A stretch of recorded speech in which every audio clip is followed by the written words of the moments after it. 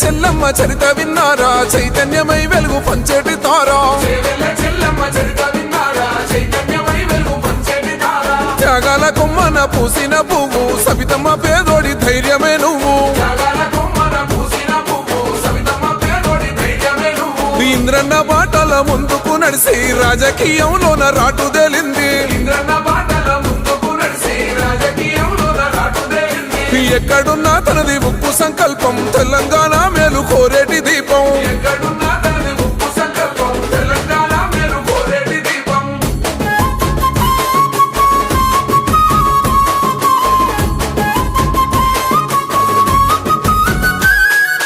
ఇంద్రన్న ఇల్లాలు రాజన్న సెల్లెలు జననేతగా ఎదిగానో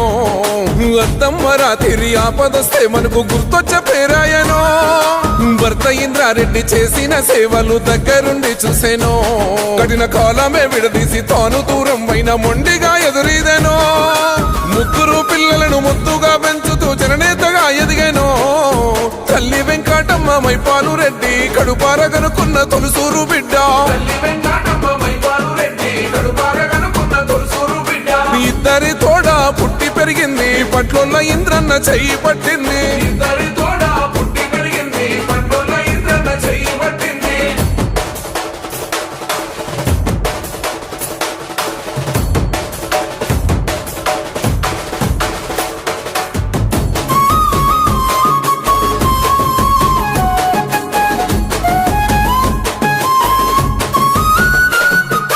తండూరు మట్టిలో పూసింది పున్నమి సవితమ్మ రూపులోనా కోటబాసు పల్లి పల్లెలో జన్మించే కొటిక వారింటిలోనా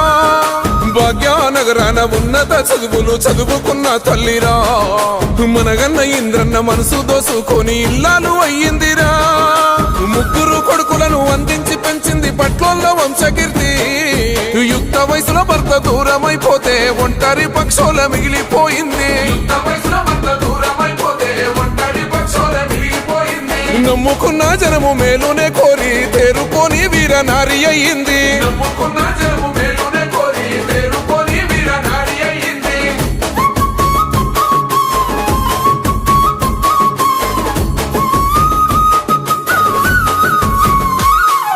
రాజన్న యాత్రకే ఆడపడుసులాగా హారతులు అందించెనో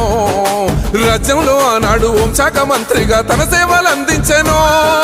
తెలంగాణ రాష్ట్ర ఉద్యమ బాధ్యత తలకెత్తుకున్నదిరా అందరి నొప్పించి ఆనాటి పోరుకు అండగా నిలిచిందిరా మహేశ్వరం నేల చూసి గర్విస్తుంది మన మంత్రి సవితమ్మను రైతన్న కూలన్న వృద్ధులు పిల్లలు బస్తీలకే ఆత్మ బంధువయ్యింది కేసీఆర్ అండ దండతో సవితమ్మ బంగారు తెలంగాణ బాట పట్టింది